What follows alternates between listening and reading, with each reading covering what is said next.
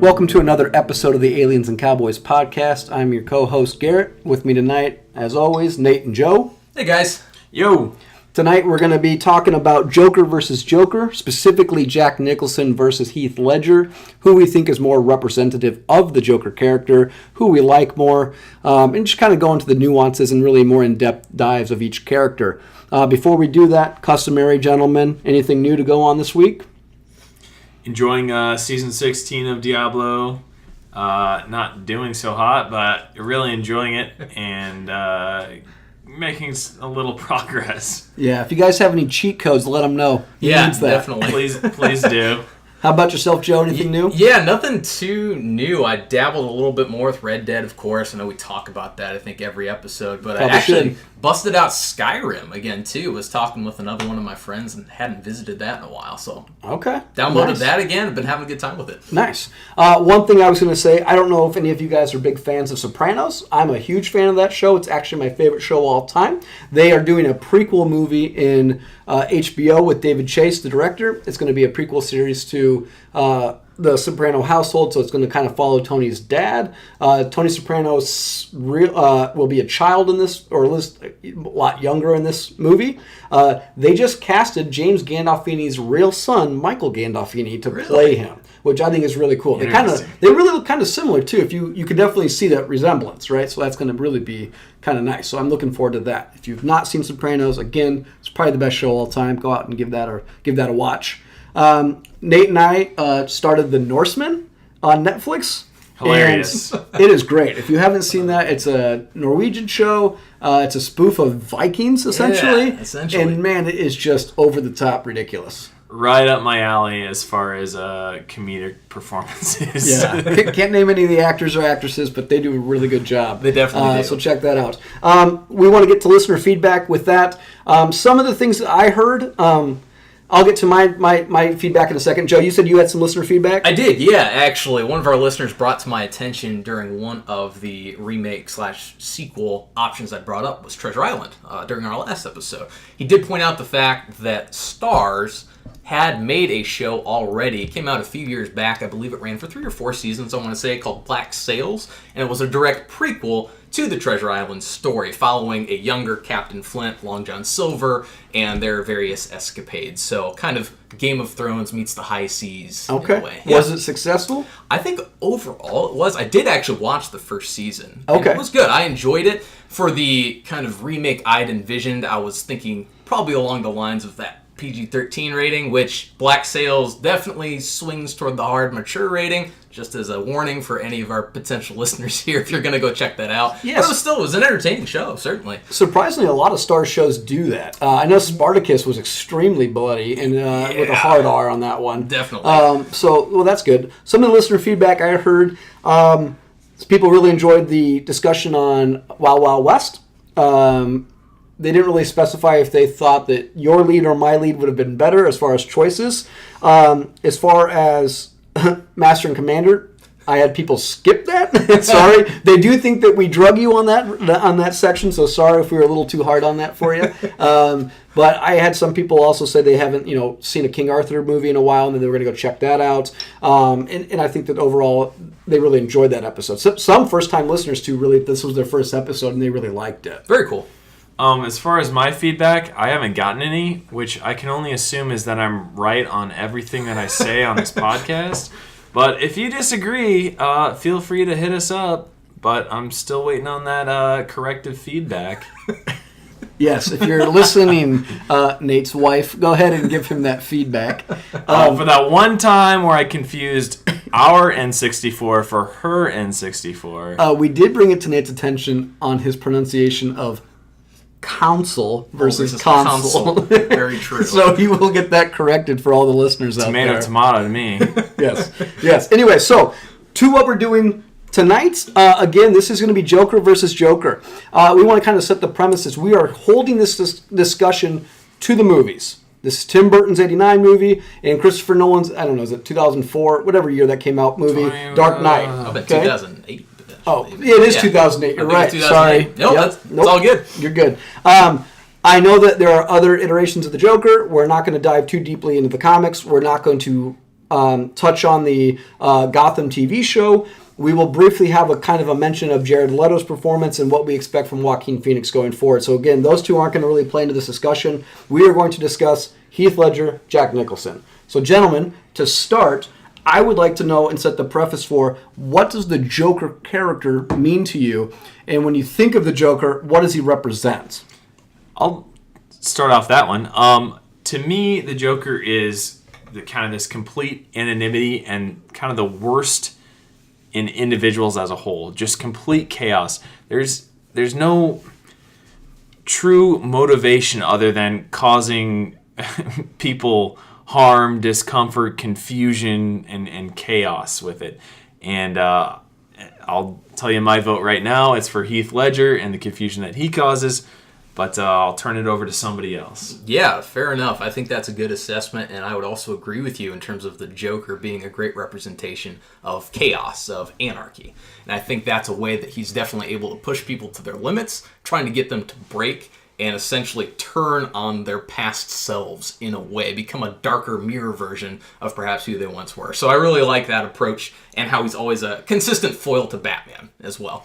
Are either one of you comic book fans of Batman?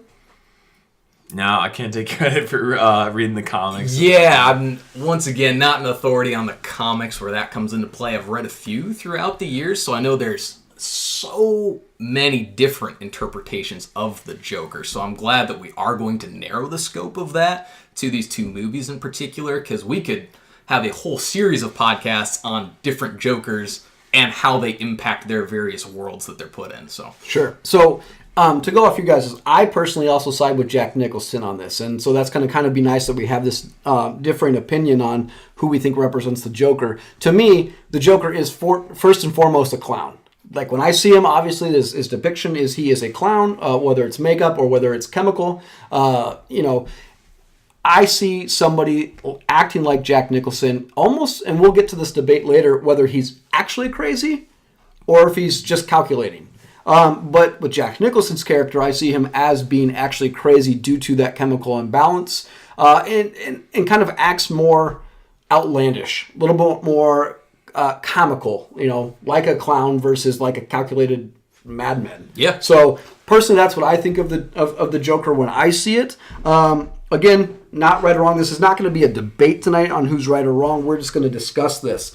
I want to now ask you guys, just small, between the two movies, when's the last time, before we watched them, because we all rewatched these movies, right? correct, yeah. So prior to this, Yep. I'm assuming you've all seen The Dark Knight probably more recently than you have seen Tim Burton's Batman. That's correct. What was your thoughts on when you watched Tim Burton's Batman? It's starting to get a bit dated. Is it PG-13? I'd have to check on yeah. that, yeah. It's got to be PG-13, I would imagine, back then. But, I mean, so is Dark Knight 2. But I just feel like it's a little bit more comical. It's a bit more lighthearted, even though it is a Tim Burton movie. Maybe more so. That's kind of my takeaways. Okay. Between the two movies. Do you think the performances aged well? Like, as far as the character, do you think Jack Nicholson's Joker aged well? Or do you think he's just been outclassed by Heath Ledger? No, I think it stands the test of time. Okay. Jack Nicholson does. And again, it's the interpretation of the character. But I think it does represent very well of where that character's motivation comes from. Okay. So let's do this then. Let's start with some similarities between Heath Ledger and Jack Nicholson and their characters before we kind of deep dive into what separates them and what kind of their individual performances here. Let's do nuance, small similarities between the two. Is there anything that draws them both together? Yeah, I think there are definitely some comparisons to be made there.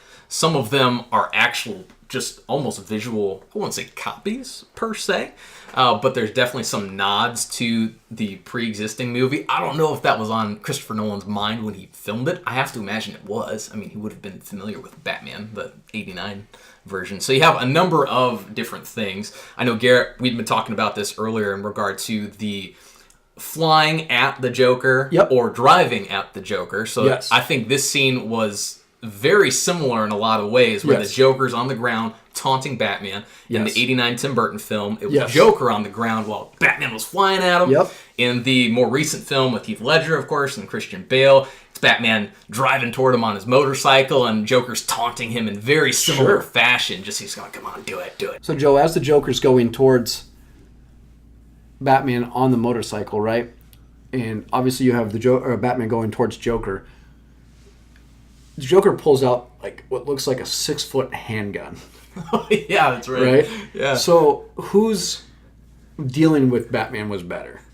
Was it Heath Ledger's machine gun, where he's shooting the cars and he's shooting anything that's coming at him, or would you say kind of Joker's sniper shot with the iron sights on a 6-shooter With this huge revolver. a huge barrel It's massive. For me, that he personally, pulls out of his pants? Yes, a bit of comedy there, certainly. For me, I genuinely enjoyed Heath Ledger's version of that better. Okay. I get the kind of comedic effect that I think Nicholson's Joker is going for.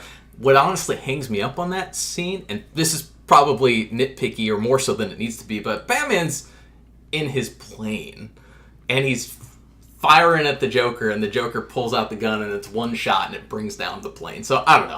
I like Heath Ledger's better. He's a deadeye. Yeah, fair enough. Clearly, right? Very clearly is. Yeah. Straight shooter. That's right. Any other similarities you can think of? Small nuanced similarities. Yeah, overall, an additional one that comes to mind is their treatment of money. Okay. And the fact that they don't care about it. Yep. So in The Dark Knight, of course, you have Heath Ledger's Joker. He's on that just mountain of money. And I think he calls out the fact that it's his share, right? It's his half of the take for all of that money. Can I jump in here quick? Yeah, go for it. Well, I think something that cracks me up is when he's got Lau on the top of that pile, and he chucks a little bundle and hits him in the face with like a bundle of $100 bills or whatever. Throwing stacks at him. Yeah, it's insult to injury a little bit there for sure. But yeah, so you have Heath Ledger. Obviously, he burns the stack of money. He doesn't care about it. That's not what he's about. Similarly, Jack Nicholson's Joker does that too. Not directly in terms of burning the money, but they're in the floats during the parade. He's just tossing the money away. He doesn't care. It's not about the money. That's right. Okay. Okay. How about their use of the television? Great one to bring up. What's similar about their use of the television? I will speak towards the Dark Trilogy version, but he uses it to incite fear on his, the city itself. Right. Really? Yeah, and does use it to cite fear. Which brings me to a kind of a question. Well, I'm sorry. We'll get to that in a second. So that's going to go into differences between the two. How about any other similarities that are nuanced, small ones? Face paint? How about the use of face paint, right? You have Jack Nicholson, who has to use face paint to cover his true identity. Mm-hmm. And then conversely, you have Heath Ledger, who has to use face paint to cover his true identity. Just happens to be they're going for the opposite colors. Very true. And it's kind of this idea of one is the clown and one's trying to look like the clown. I thought it was kind of interesting when you talk about their characters. Other things are, obviously, they put smiles on their victims. It's true. Obviously, Jack Nicholson's victims die because they laugh themselves to death, so they kind of grow that, or their face kind of contorts to that paralysis. Obviously, an ode to the comics where he has nerve gas or Joker gas or laughing gas, and that occurs to a lot of his victims. Yeah, and Heath Ledger then either draws the smile on his victims, or even a lot of them offers to cut that scar, right, into the victims to make them look like him. So there's kind of some similarities between the two. I'm sure there's a couple more that we're probably missing. Yeah, well, one I just thought of, too, while you were mentioning that other one, was their first meeting with the rest of the crime bosses. That's right. Obviously, they go about this slightly differently, but their intent of taking over, showing who's the new boss in town, essentially, very similar objectives I think they have in those scenes where they're meeting with the mob bosses in Gotham. So something else that came to mind, too. Which is also more iconic because you have both of them taking out a mob associate with a writing utensil. The very famous disappearing pencil trick, or Jack Nicholson later on the steps of City Hall with the pen is mightier than the sword, right? Which is a great scene with the mimes and the Tommy guns. It's kind of, classic. It's freaky just to consider all those mimes on a public street. Yeah, which was on a rewatch was really funny to watch them. Yeah. All of a sudden they're walking, they come in, he's boxed in on his own. Like psychologically, how uncomfortable is that? Yeah, really kind of freaky. It right? really was. There's something about Tim Burton's version that just put me on edge in a way. Yeah, I agree. And just maybe generally speaking, how the mind perceives things that aren't placed correctly as uncomfortable, as far as a clown not being at a circus. Yep. Right? I think I'm sure there's a bunch of studies done about how there's a lot of clown phobia about that sort of stuff, and about how people, it just incites something internally to where you are not comfortable seeing a clown in a setting where you would not typically perceive it. Yeah, I think it has a lot to do with that, right? So. And the idea of people in Halloween. Quote, it. Yeah, and the idea that people at Halloween actually walk around with like axes dressed as clowns probably doesn't help either. Very true. So we talked a little nuances, right? And these are differences not just between the characters, similarities not just between the characters, but kind of between the movies, right? And as Joe said earlier, maybe Nolan and Ledger going back as an ode to Nicholson and Burton. How about similar theories, motivations? Anything come to mind as far as what's their end game? Do they have anything similar in mind to what they're trying to accomplish in their mission? I kind of find that hard to believe. I think that's a big difference between the two, because I think, in my personal opinion, that the Jack Nicholson version is to rule the mob and enact revenge on Batman, who he considers to be the person who created him by, kind of in a secondary act, causing him to fall into the vat of chemicals.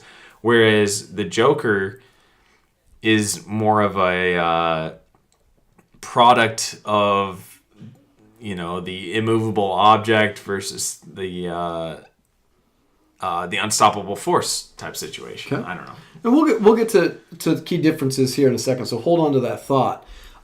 Joe, any similar motivations that these characters have? Yeah, I really love that you brought that up, Nate. Let's dig into that, I think, a little bit later. In terms of overall characteristics that they share, I think they do have, while they maybe have different end games, I do think that chaos that they're looking to instill in Gotham, anarchy, essentially, I think a lot of those themes are similar across both of the movies. Okay.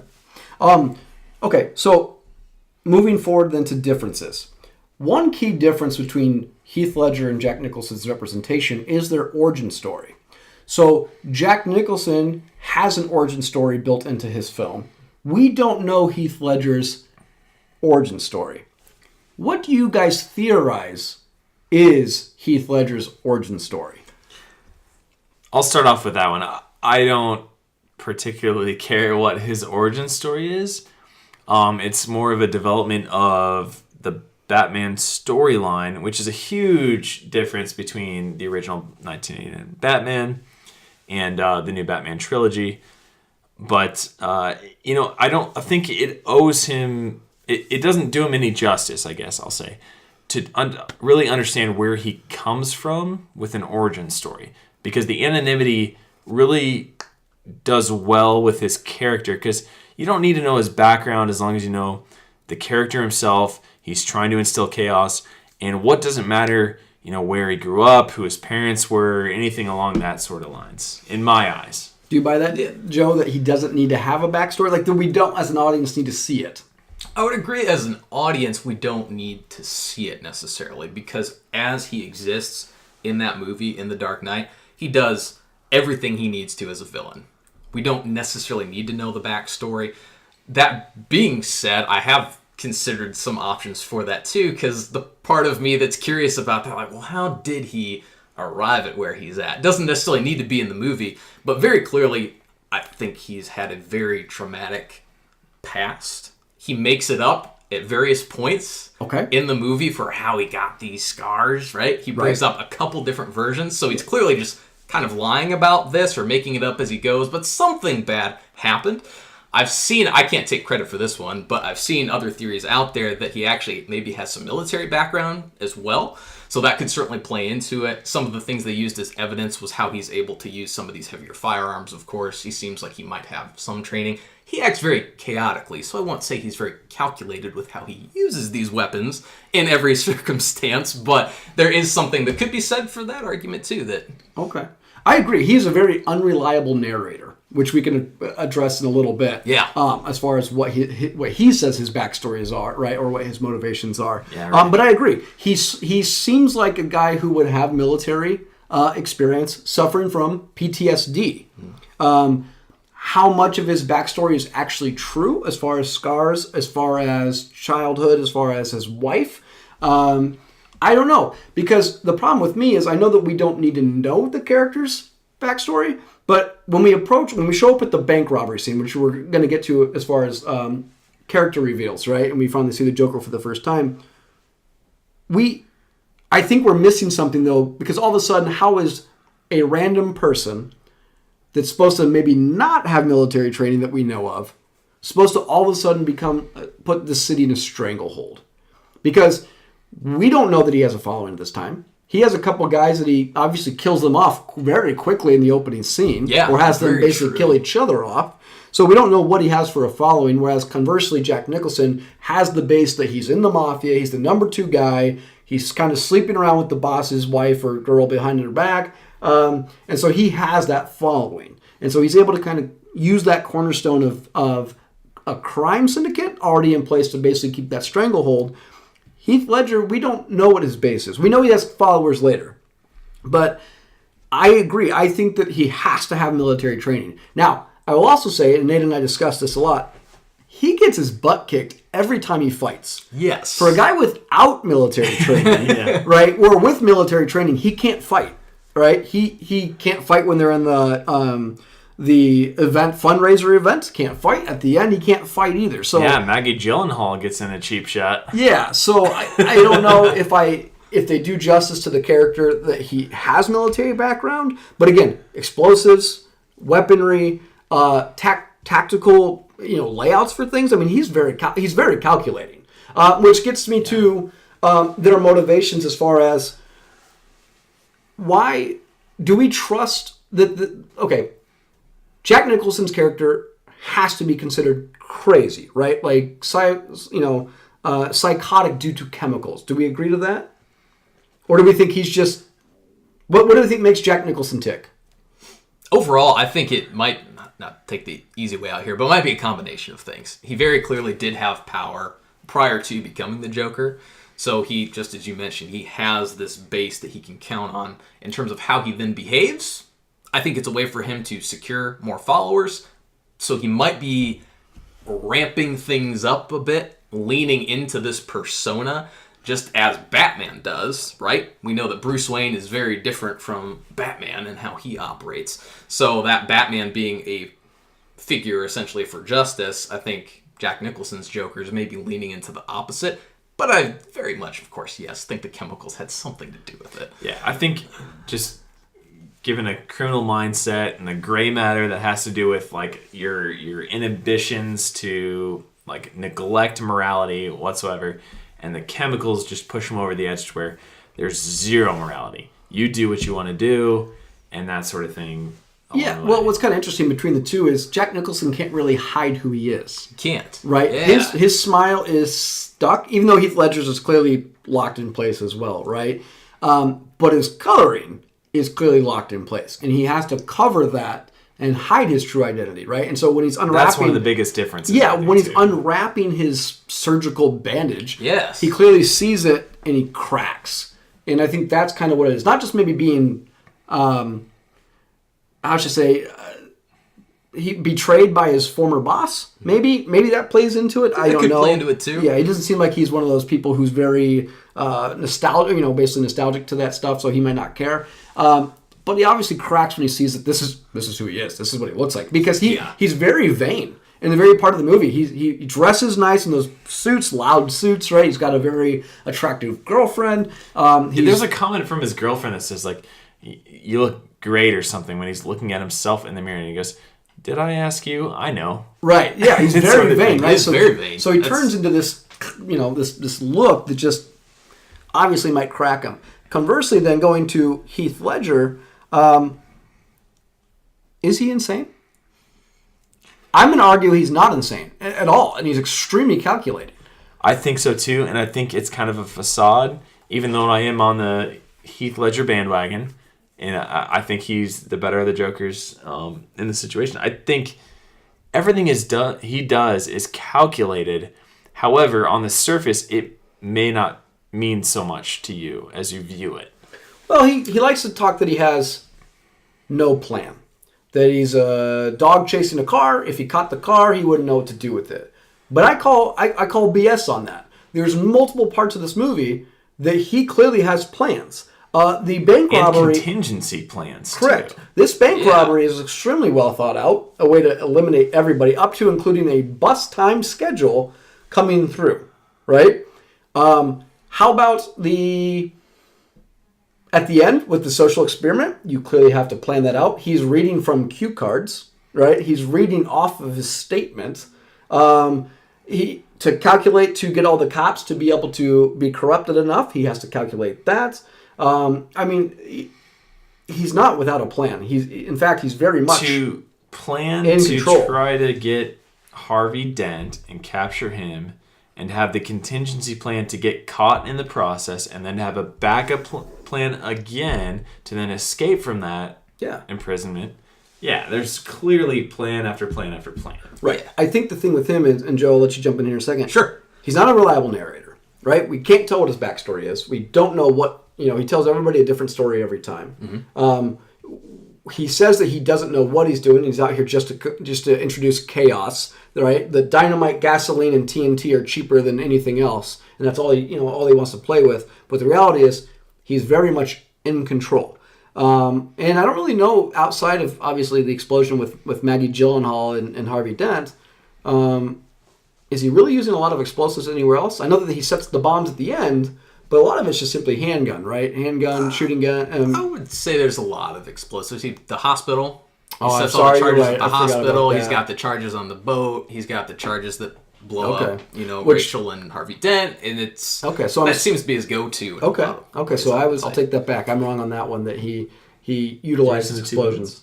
What's that? The two boats at the end? The two boats? Yep. Yep, exactly. Yeah, All so right, he's got the explosives rigged. So on do that you too. buy that he's crazy, or do you think that he's just simply calculating? I would say he's more calculating than crazy. Certainly, probably a little unhinged in terms of how he's going about doing these things, of course. You'd think that nobody in their right mind would actually do any of these things, but to both of your points, he clearly does have to plan this out. And I get the impression, we don't get any internal monologuing from him, right? He is an unreliable narrator. But I get the feeling when he's talking to Harvey Dent in the hospital, when he's taunting various characters, that's a show that he's putting on. I do think he wants to cause chaos. I think he's trying to do these twisted social experiments, but he's very much more calculating than he's letting on to be, I think, yes. I think he uses it for the same reason that Batman uses his facade as well, and it's fear. Batman uses his makeup, his cape, his cowl, whatever, to incite fear in the criminals, and whereas the Joker does it for the humans and Batman himself too, just to incite fear. Well, so bringing up your comment on fear here, one big difference I noticed between both is the idea of using fear versus a mass body count. So, and what I mean by that is, and I fully understand the end of the movie, there's a boat, there's two boats, there's two charges. He's meaning for one, if not both, to blow up. That's a pretty big body count. Heath Ledger seems to be more of a utilizing terrorist tactics, right? Not really a political gain, but clearly to incite fear. If you're going to escape Gotham, don't use this tunnel, don't use the bridge, right? We're going to have an experiment. There's a bomb on your boat, there's a bomb on that boat, quickly blow them up so you don't die, right? There's a lot of these fear-based things. Unmask the Batman or people will die tonight. Everything's based on something will happen based on fear, right? Letting them know that. Whereas Jack Nicholson, obviously using his chemical plant, his commercial, he's just poisoning people. He's just for a mass body count. He is trying to kill people through cosmetics. He is trying to kill people through poison gas at the end. he's not trying to terrorize. He's just trying to kill everybody. There's no intimidation of Batman or anything. There, he's just out to kill people. Right, and he's out to kill Batman because Batman obviously has a direct impact on how he becomes who he is. But that's not the purpose of him poisoning the chemicals. No, agreed. But so we know why Jack Nicholson is the way, why he hates Batman. Why does Heath Ledger want to kill Batman? I don't think he does want to kill Batman. I think that's actually a big difference. So I think Jack Nicholson's Joker, as you just mentioned, that is very much his end game. He wants Batman dead, I think. In Heath Ledger's version of the Joker, at the very end, and you mentioned it, Nate, earlier too, this is what happens when an unstoppable force meets an immovable object. He even calls out in that scene that they're destined to do this forever. So I don't think Heath Ledger wants Batman to die. I think he very much wants Batman to keep attempting to stop him. It's like this pathological need that he has to keep having Batman try to foil his attempt. It's this cat and mouse game. And he very much enjoys that. And if Batman kills him, Heath Ledger as the Joker wins. Very true as well, yeah. So he's going to do I everything. never understood that theory. He's dead. He won't win. And Batman's still a vigilante, so he's still who he is. Yeah, well, that's the one rule. I'll let you Right. take that, Nate. I don't want to take your point from you. Well, I mean, that's kind of the theory on the morality of the thing about breaking the protagonist's motivations throughout the movie. And we kind of talked about this before the podcast, but you've got Batman, who refuses to kill people, right? Which Ra's al Ghul may be an exception to that, but he didn't save him. He certainly didn't save him. But he avoids him with the motorcycle attack, right? And as he's egging him on, Gordon, he's kind of an enigma to me a little bit as far as what his motivation is, but he's incorruptible as well, which he doesn't corrupt him. But then Harvey Dent, he's kind of the weak chink in the armor there, that he will do nothing wrong against the law, and that's his main attack and kind of the storyline of this movie. What do you buy that? Corrupting motivations? So you brought up the idea that he doesn't want to kill him, right? Heath Ledger doesn't want to do that. He just wants to keep this going forever and ever and ever. Where Jack Nicholson clearly wants to kill him, right? Yeah. And what's interesting, so let me ask you this. When Heath Ledger goes to the fundraising event,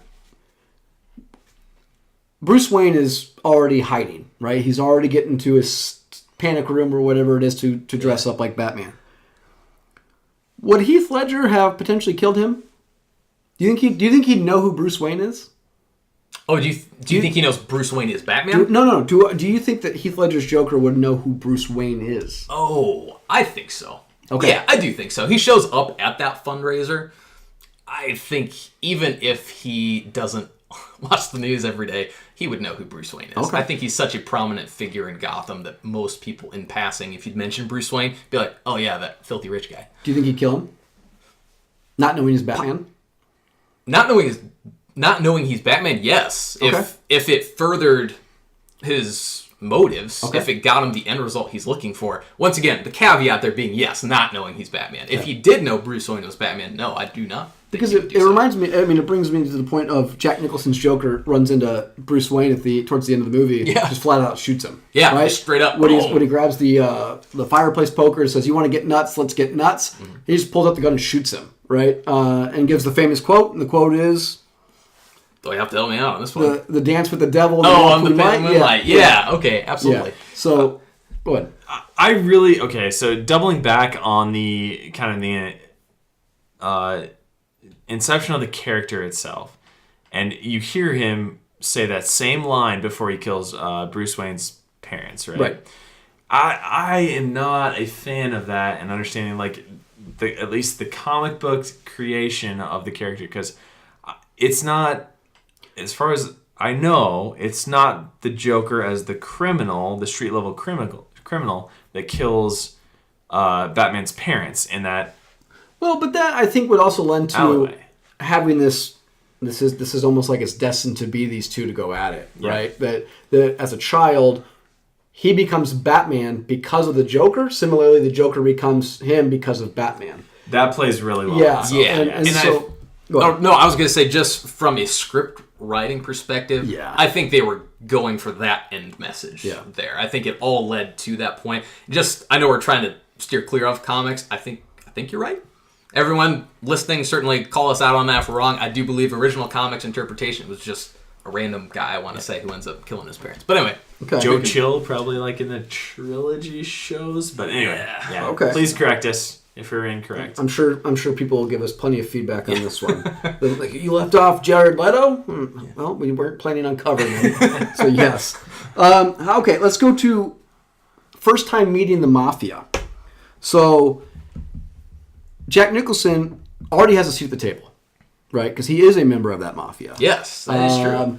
And after taking out Jack Palance with probably only 2 straight shots and 4 wild shots that don't hit anything, he gets a seat at the table. He's clearly wearing a ridiculously colored makeup to try to look normal, and he basically has a conversation. One guy refuses to call in and go with him, so he uses a clown's kind of trick with I don't want to call it like an electrocutioner thing, but basically some kind of device that basically just toasts this guy. Buzzer. Yeah, it's Right? styled just like one of those hand buzzers. Conversely, you have Heath Ledger who shows up at Does the a Mafia, pencil trick. does a pencil trick, has one of the child's has grenades in his in his jacket, right? Tell me your guys' thoughts on both these interactions with the Mafia to try to. Joe, go ahead. You I'll wanna jump in. We'll touch, I think, on favorite scenes later, so we'll probably circle back. These scenes are fantastic. I love these. The initial meeting of the Joker with the mob bosses. I think both of them, Jack Nicholson and Heath Ledger, do phenomenal jobs. It's such an getting important their point across. scene. Yeah, it's such an important scene to establish the character, too. Definitely. One of the things I love in Heath Ledger's scene there is when he calls out the suit that he's wearing.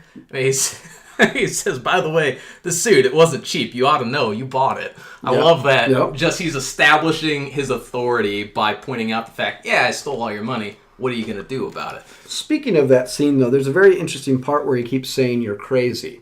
And he keeps seriously saying, "No, I'm not." Yes. And I think that's a very important thing. Again, there's times where we don't know if he's a reliable narrator or not. And then there's times where we're like, he's telling the truth. And that was, on a rewatch, made me think, yeah, he's not crazy. Again, he's very calculating. The pencil trick, to be fair, I think it's overblown. I get it. It's whatever. It was super cool at the time. I actually was more impressed with his grenades and his jacket. I like that part better. The foresight of that contingency plan was well played by him, for sure. But I also really liked Heath Ledger's Joker, just how he basically is talking to a group of guys who look like they're out of that Dick Tracy movie. And he, basically saying, "Sorry, I don't know where the boss is at. Doesn't matter, right? Taking over." And at the end, all these heavies run in with their over the top with these Tommy guns, right? But it's great because he has this conversation at the end with the corpse. Yes. And I just thought that spoke to his character. He's laughing. He's like, sorry this happened. I just had to kill you. And he's talking to a dead body. Nobody can hear him. But that speaks to me also on he is crazy.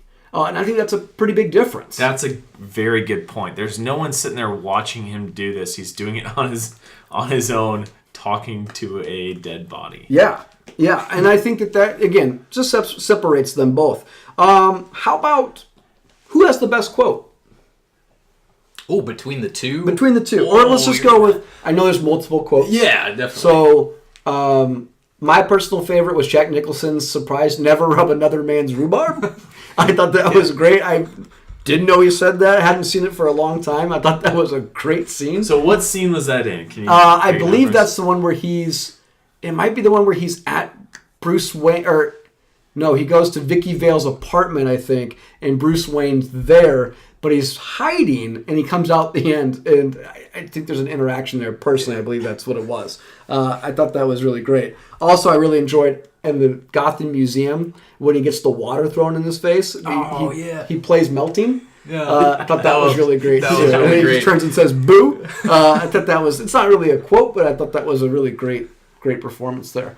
Go ahead. I know you guys are, you Heath Ledger heads are really ready to jump in on this one. Yeah, well, I actually I have a favorite quote from both, actually, but I really love, it's the first scene I think we meet Jack Nicholson's Joker.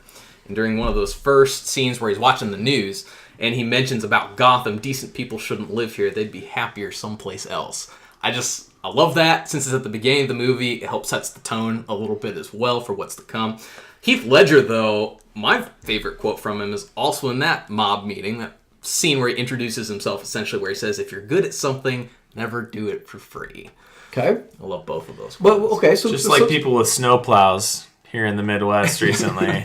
You never see them traveling the main streets with their snowplow down. They wait till they get to their destination, and then they put the snowplow down. Sorry, just a little pet peeve. Yeah. He's angry. Going back to never do something for free. Yeah. But money's not a motivating factor for him. It's true. Or do we think it is? I think it is. Okay, stick with me here. I think it is insofar as he needs it to prove his point. Okay. So it's not important to him personally. He realizes, of course, that money's important to most people. So I think this scene is really important for establishing that he does get his share eventually, and then he burns it. So I think it's important for him at this juncture because he does need it to make his point. I think it's important in the fact that he uses it as a representation of power. And he wants to take that power away from other individuals, and he wants to burn it and eliminate it. And essentially take it in as his own power. Okay. Going along with your quote, though, one of the ones I really like Jack Nicholson does, too, is this town needs an enema. Yes. And it kind of goes to a similar type of feel that Heath Ledger had where he says, this town deserves a better class of criminal. Yeah. And I thought that was two similar things that both guys kind of take out the standing criminal element that was already in there and are trying to basically recreate something different with them as the helm, as the Prince of Darkness or whatever it is, or Prince of Gotham, trying to essentially, run the crime syndicate. Yeah, and the Clown Prince of Crime. Yes, that's right. That's what I was probably trying to say. No, it's all good. Not being a comic book fan, you nerds. So, anyways, next one I want to go to is between the scenes of Christian Bale driving towards. Oh, yes. Okay, when Batman's driving towards the Joker, and Batman flying towards the Joker. Which one did you prefer? I know we kind of touched on this earlier as far as similar instances, but let's just talk those scenes through. So here you have Michael Keaton's Batman is flying I think it's the very first viewpoint we see of the bat plane. I think so, right? yeah. Or whatever they call Batwing. it. You're going to get roasted for that one. Yep, Batwing. And very nicely goes up to the moon, right? Yeah, to the light. The bat signal. And then he falls back down. Right, of course, right? Gravity. Anyway, so he's catching balloons, right? Yeah. To a parade, which was just a nice touch for dancing Jack Nicholson while Prince is playing. Yes. And, he catches these balloons and he's so flying good. at him and he's launching these. Not only is he shooting bullets at him, he's launching missiles. At him. Which, my question to you guys, is he actively trying to hit the Joker in this scene, or is he just trying to intimidate him? In a galaxy far, far away, they hit, a Death Star circle about as big as a swamp rat, flying at God knows how fast. And in today's day and age, they can't hit frickin' Jack Nicholson? To be fair, Come on. he doesn't have the Force. Right? Yeah. I do. Or a targeting system computer. Yeah. Let's go ahead and assume that he wasn't trying to hit the Joker. Fair enough, yeah. Why, again, we don't know. But again, he's not trying to kill him. He's not trying to kill him. If Batman's abiding by his code where he doesn't kill, that makes sense. But it almost looks like in the movie he's just trying to take out the float. Yeah, quite possibly. And henchmen. He's okay shooting them, just not shooting Just the not Joker. the Joker, yeah. Similarly, Christian Bale, granted, we do know that there's probably a plan afterwards with Commissioner Gordon. He clearly has cannons on that thing, and he's not firing them. Very true. Because we see him blow up a ton of things on his way from the Batmobile onto the motorcycle to the Joker. Did you like the Batwing or did you like the motorcycle more? I like the motorcycle more. Yeah, it was kind of cool. Yeah, I like the motorcycle scene. That's a good difference. I like his, he's kind of firing at him and taunting him as he's driving toward him on the motorcycle. Yeah. I thought that interaction was great until Batman totally just spins out at the end. He's this tactical genius, and he overcorrected on that stop, I think. Yes. Causes Yes. That was Batman losing a game of chicken. Yes, that's true. To a guy without a vehicle. Yeah. Yeah. Okay, so let's go to overall best scene. Who wants to start? I really enjoy the scene where Heath Ledger's Joker meets up with Harvey Dent after the incident. And he walks up to him with a red wig and a nurse's outfit, and he goes, That's a good scene. "Hi." And then he starts the conversation. Okay. Because he knows, like, he did him wrong, but here I am to justify why I did what I did to you. Let's get back to that. I'm going to come back to that in a second because I have a strong viewpoint on that particular scene. You do, yes. Okay. So let's revisit that here in a second. Okay. Joe, best scene for Heath Ledger. Yeah, best scene for Heath Ledger, it's still that first scene where he meets the mob, at least to me. Reason why goes beyond the fact that he has a lot of quotable moments, I think, in that scene, but it, I think, gives you an overall look at his character and his character's motives and how he's going to go about achieving them. I think he almost, you mentioned this earlier, Garrett, looks a little vulnerable in a way when they do keep calling him crazy, and he's like, no, and he gets really quiet and almost like he's like a schoolyard kid getting bullied at that point. So I think it's really important that part's in there where he's almost defending himself. Like, no, I'm not crazy. But then you also get to see how far he's willing to go to actually get his end game. So I love that scene. Okay. I think it's a great scene. Okay. Jack Nicholson, anybody? Nope. No favorite scene? I do. Favorite scene? Sorry, go ahead. No, that's go ahead, fine. Joe. Hit it. I love it because of the absurdity of it was the museum scene. Yes, When it's great. Yeah, and I think it's Prince playing in that scene as well, of course, and they're just sloshing the paint on the walls, and he draws the dollar bill sign across the George Washington painting, and just it's him completely embracing the absurdity and clownishness, if you will, of the Joker, I think. And causing millions of dollars in damage. That too. Right? That can't be repaired. Going back to your previous scene, though, you were talking about... No, sorry, Nate, you were talking about the hospital scene. Yeah. So, I have a very strong opinion on this particular scene. When Harvey Dent has the handgun pointed at the Joker's head, he should have pulled the trigger. This should have been the end scene for Heath Ledger's Joker. Should have been done. Because the best parts of Heath Ledger's performance were done. The rest of the movie... didn't really care. Heath Ledger, obviously, we know that he had passed away, so obviously you don't clearly want to see his character die in the film. But I really believe that would have been great for the character. End it there. Harvey Dent, Two-Face, takes over the back end of the film. Okay, Joker goes out with everything, and he goes out successful. He succeeds, making him almost the equal that he was supposed to be. That's a good point. Thoughts on that? I agree with you, actually. As much as I like Heath Ledger's performance, I think in terms of the plot of the movie, it's really kind of the Harvey Dent show a little bit after that point, and the kind of juxtaposition of how Harvey is dealing with the trauma that's happened to him, how he now goes after Gordon as well. He kind of places a lot of the blame on Gordon, of course. Overall, I agree too. I think a lot of the best moments of the Joker are probably earlier on in the movie. Do we need that scene at the end, though, do you guys think? Between the boats, that final morality test that the Joker's trying to prove a point with. Okay, so... do you think we need that in some capacity to still be there? And that's what I'm going to ask. Do we need the social experiment? And do we need an actual confrontation between Batman and the Joker? I think it just proves the point that the story writers are trying to tell is that humans are inherently good-natured. That no one pressed the button, and that the bad people did the good thing and got rid of their switch, and that the good people outvoted and then didn't have the courage to press the button on the evil people. I'm just gonna, but in the end, both survived. I'm going to go in on the scene, and I know we don't want to critique the films, but this was dumb.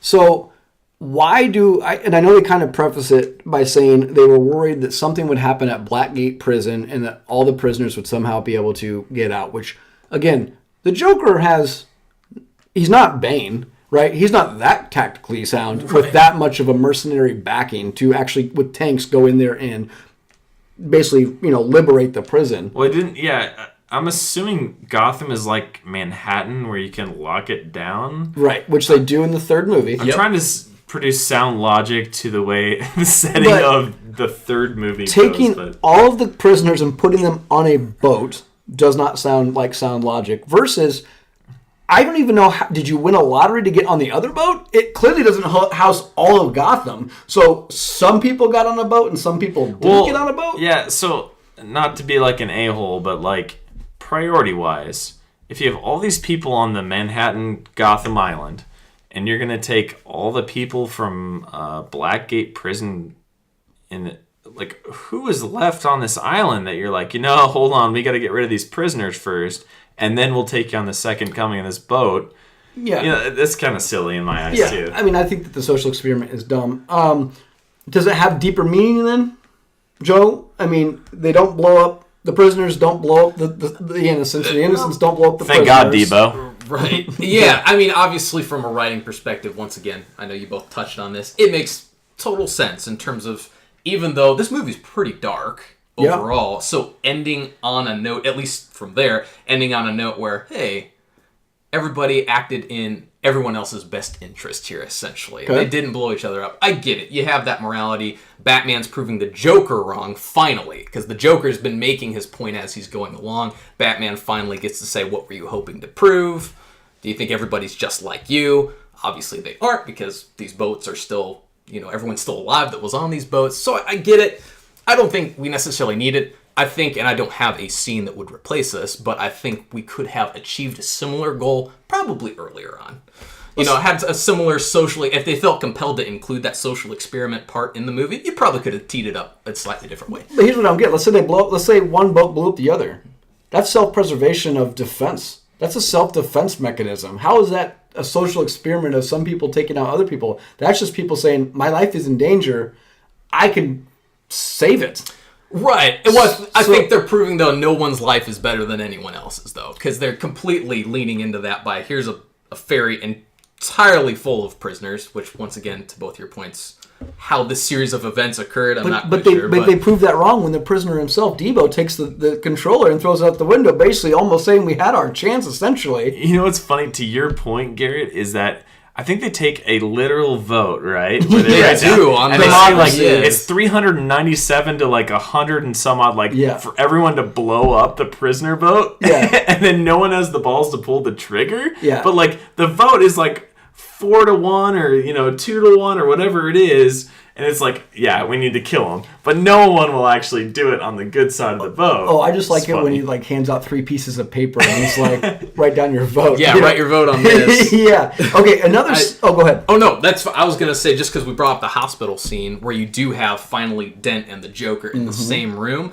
I think this movie is a pretty rare example of successfully juggling 2 villains and giving them successful plots within the movie. It's an origin story for Two-Face, on top of the fact that the Joker's been the primary villain throughout most of it. I was, on a rewatch, hugely impressed at how they handled Harvey Dent and the Joker throughout the movie. So I thought that was really great. I came to a new respect for the character of Two-Face, for the fact that his motivation, coming from Harvey Dent, the political white knight figure that would do anything right for justice, to the point where he would just flip a coin and say, you got a chance of 50-50, you're either going to die or you're going to live. I really enjoyed that. Okay.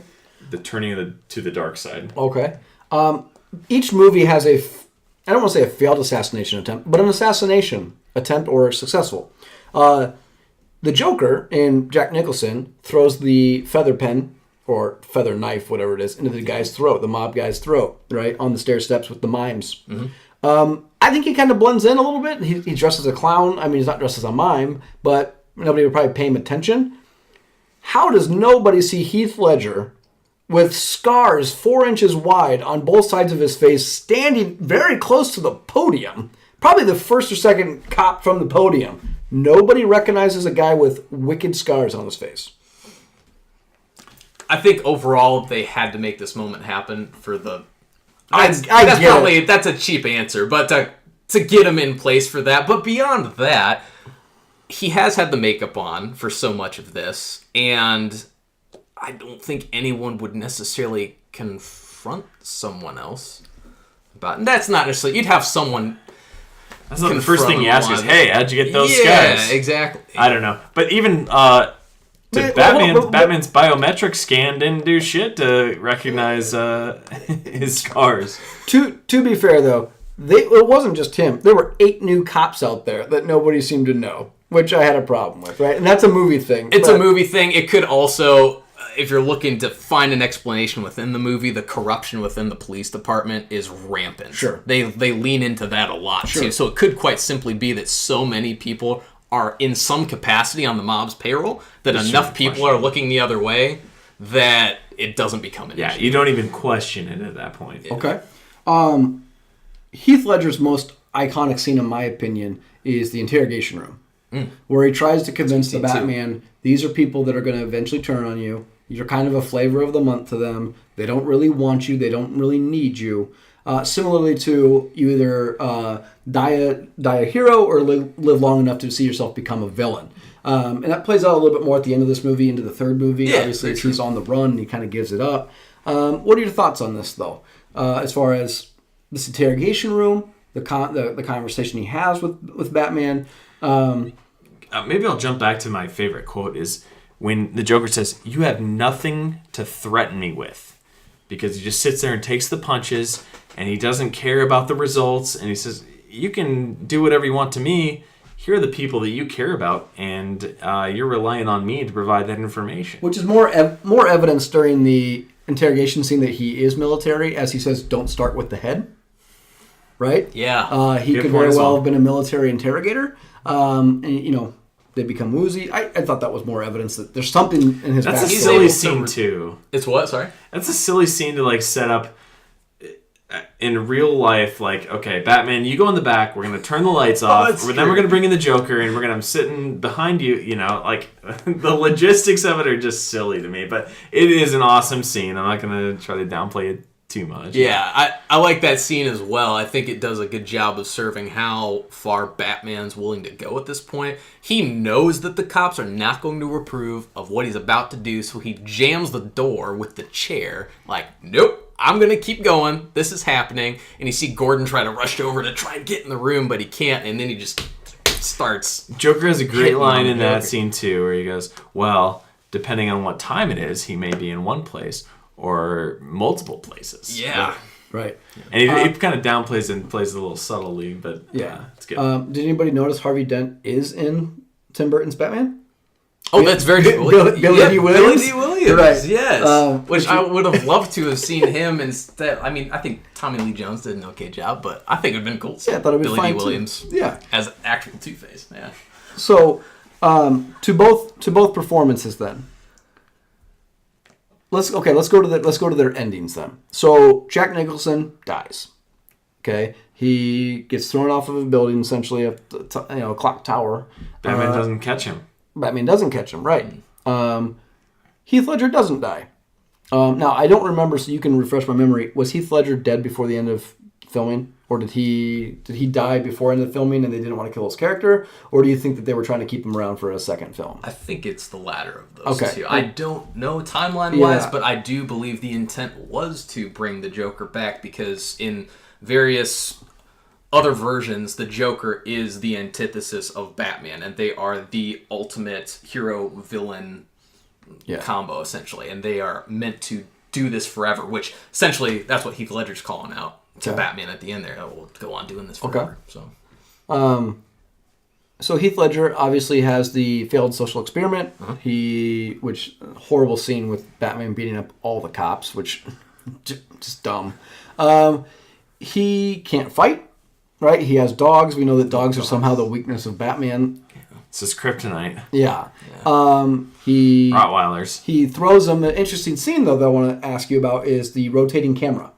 When Heath Ledger is hanging upside down, the camera rotates to show him right side up. And Nate, you had an interesting theory on why that is.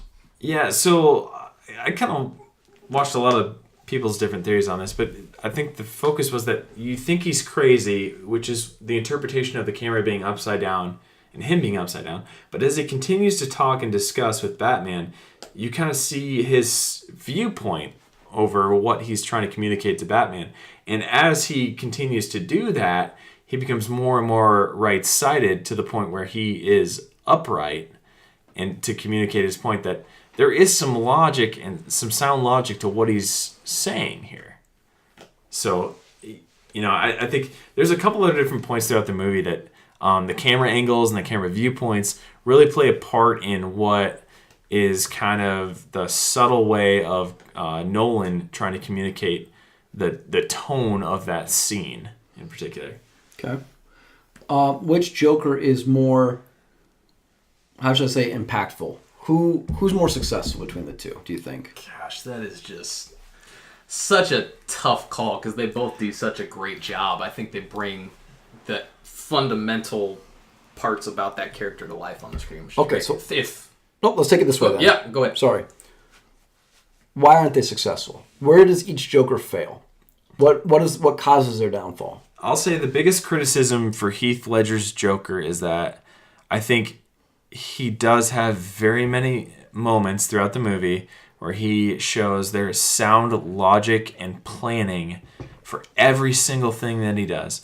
Whereas if you look at Jack Nicholson's, there's a lot of scenes where there's so many things that he does that don't serve really any purpose, and they're just like wasted energies as far as like attacking an art gallery. Like, what's the point other than maybe fear? Crazy. He's crazy. Or crazy, right? Cutting out all the photos of Vicky Vale's right. pictures. I mean, you can make the argument he is legitimately crazy. Right. So, another point in the Jack Nicholson's Joker where he shoots the mob boss, maybe twice he hits him direct. And then he tries to shoot over his shoulder and between his arms, and like, what a waste. There's no way he's accurate doing that silly stuff. And the only thing you can equate to that is maybe Heath Ledger's Joker when he shoots the window. And another thing, if you look at the angle that he's holding it and the way the window blows out, I swear to God he misses that window, and it's just a special effect. That kills me every time I watch that scene. But in any Fair case, enough. I think Jack Nicholson plays the part better as a crazy, lunatic type Joker, much more so than Heath Ledger ever does in this particular portrayal of the Joker. Good points. I think, too, if you're talking about a kind of insane representation of who the Joker is, especially like the actual clown appearance of them, I would agree that Jack Nicholson definitely achieves that. In terms of the actual in-movie results that they're going for, I think Heath Ledger would probably be the more successful of them in that regard. And possibly have in terms of the actor, this would be the controversial decision on my part, but I would say he probably has a more impactful performance. Okay. Overall? So here's my... go ahead. One other point that I just thought of is, okay, so late in the 1989 version, Jack Nicholson rides a parade float, a parade created by him, apparently, and some balloons. But he gets all these people in this huge crowd to follow him. If he's that feared... Well, he's offering to give out $20 million cash. Okay. So he's monetarily, that's the whole point of him not caring about money. He's just going to give it away. Just going to throw it away. And he's going to gas them all anyways. Yeah. So the point is to overcome your fear, come close to me. Yeah. And I'll give you a couple bucks in the exchange. I don't think he's fear-driven like Heath Ledger is, because even though, he's killing people with cosmetics and poison, he's got those commercials, right? He's not an unlikable character on TV, essentially, right? He's always Maybe happy. not fears the character, but crazy. Yeah, definitely crazy. Okay. So I'm going to give you my 2 cents on why I think that Heath Ledger is the lesser of the two Jokers, and then I want your opinion on this. Yeah. The reason why I think that Jack Nicholson is a superior, or not that Jack Nicholson is necessarily superior, but that Heath Ledger is not as superior. To me, he doesn't have to have the face paint. He could just be Heath Ledger. He can have the scars if he wants. He doesn't need to be the clown to have the same impact in this movie that he has. Okay? He, to me, comes off more as a Riddler type character than he does as the Joker. He is much more calculated. He's playing games as far as pick this decision, riddle me not, riddle me this, stuff like that. Uncover these mysteries with the Rachel Dawes name tag, with his henchmen, with the bullet in the wall where they're pulling it out and they're recalculating and building that bullet back together. There's a lot more games being played versus just craziness. And again, I see Jack Nicholson because chemically he is the Joker and he can't hide from his identity. Heath Ledger could have been a random guy and had the same impact throughout the entire film, right? He doesn't have to have the face paint, the green hair. He could have just showed up and looked like the guy from Casanova and did the same thing. That's why I don't think that he does not represent the Joker to me, or he's a less of a Joker representation to me than Jack Nicholson is. So thoughts on those? I'd agree with you. I think the Riddler portion of that is tough because the motivation for the Riddler is just, it's the greatest mind in the world versus the greatest detective in the world. And he's trying to prove that point all the time. And it can be hard to differentiate with these little, throw-offs of this or that, or confusing Rachel Dawes with Harvey Dent's location and that sort of thing. But I think there's a little bit different motivations between the two different characters in that. But I would agree that homage to the comic book Joker is probably a little bit better portrayed in the 1989 version. Okay. For what was completed in the comics at that time. Sure. Yeah. All great points, and honestly, I think that's a very strong argument, Garrett, as well, because if we're looking at it, like trying to look at it as objectively as possible, who is the Joker brought to the screen? Yeah, I think Jack Nicholson's Joker does far and above achieve that. In terms of just my personal lasting impression of the role, that's where it gets less objective. Sure. But yeah, no, I do agree with you. I think that Jack Nicholson's Joker better achieves that. In controversial fairness, does Heath Ledger's death, though, play a role in the viewpoint you have of this film? If he doesn't die, pass away, does the impact that his performance have stick with you like it does? Not for me like it does now. After watching it over the period of time of his passing, no. Yeah, I don't think so. Yeah, the movie's incredibly flawed, too, going back and watching some of the things, the continuity of the going down Fifth when the fire truck's on fire. Why not just go on the other one-way street since nobody's there, right? Yeah. I mean, there's just a lot of things that just don't make sense. But like, who would fly a helicopter down the middle of like Chicago too? Batman. CGI would. Yeah. So, okay. So like I said, I vote Jack Nicholson. I think he's the best portrayal. Joe, I assume you're going with Heath Ledger? Yeah, I'd have That's to go fine. with Heath Ledger on this one. Yep, I'm going with Heath. That's fine. We can let you both be wrong.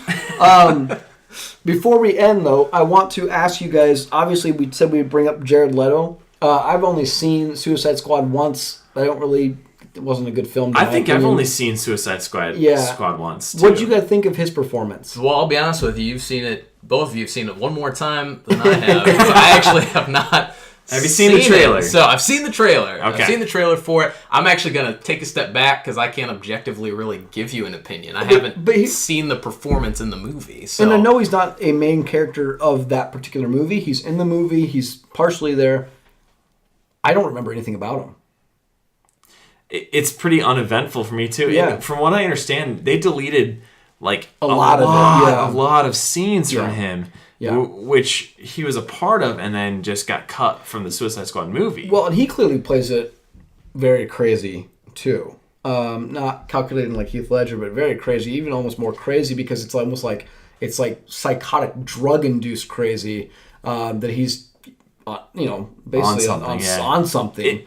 And he's very realistic, too, to where his psychoticness is manifested in, like, stupid haha tattoos and he's got the mouth for his hand where he holds it up. How about what are you expecting with Joaquin Phoenix? A much more grounded individual and character study of like how and what drives him to the madness that is, and I'd be interested to see what kind of Batman influences are in a Joker origin story. Because is Batman the reason that the Joker is what he is, or does he just become it completely on his own and he just happens to find Batman to be this perfect match made in heaven? Yeah, I'm very interested to see this movie. I was surprised when I first heard the announcement that they were going this direction. Obviously, the Joker is such a popular character that I'm sure they're thinking it's a surefire way to bring some people into the theaters. It's going to be a moneymaker, right? But I don't know. I'm very curious how it's going to play out. I do know just some of the online comments I'd seen where they're calling out the fact that, well, it looks like the Joker would be much older than Batman, which isn't true to the comics. To which point I thought, though, I'm like, well, and I hadn't rewatched Batman in quite some time. I'm like, well, Jack Nicholson's Joker is way older, though. So in terms of this not working, I don't know why people have that concern, because I think that it would be just fine. Besides, it wouldn't play well in the original 1989 Batman because he kills his parents. Yeah, these are probably fans of Gotham where there's age ranges that are huge differences that don't make any sense whatsoever to the Batman world. Yeah. But yeah, I'm actually interested to see if he plays it, because when I look at Joaquin Phoenix and how I think he would play it, I just see Heath Ledger. And that's what I'm expecting, is somebody that's going to be more... I think he'll be a little more damaged, and we'll see what makes him damaged, as obviously it's more of an origin story. Yeah. But it's almost like I bet this could be very well the origin story to how he becomes Heath Ledger's Joker, and that's what I'm assuming with no evidence whatsoever. I'm just thinking of Joaquin Phoenix and how I can... I think of him as the villain in Gladiator, and he's very calculated, and he's just sleazy, and I don't know. I think that's what he'll go with that. I just imagine it as a new movie of Her, where Her is his own voice in his head and drives him crazy. Could be. Who knows? We're going to have to wait to find out. Yeah, well, we want to thank you guys tonight for joining us. Go out, give us a review, leave us 5 stars, subscribe, tell your friends, tell your families. Nothing less than 5 stars, by the way. That's right. Nate takes nothing less than 5 stars. Go ahead and, like I said, give us a review. You can tweet at us. We're at Alien and Cowboy. Give us an email if you want to give us comments, concerns. Like I said, we love listener feedback. I'm sure we're going to get enough to tell us what we're wrong about or what scene we forgot. Again, don't correct me. Yeah, we already know it's coming. You can get us at aliensandcowboys@gmail.com. Next week, Nate's not going to be with us. So Joe and I, we don't know what topic we'll do yet. We'll come up with something. Yeah, we'll come up with something. We'll surprise you. But until then, guys, thanks for joining us. Have a good night and cheers. Cheers. Cheers.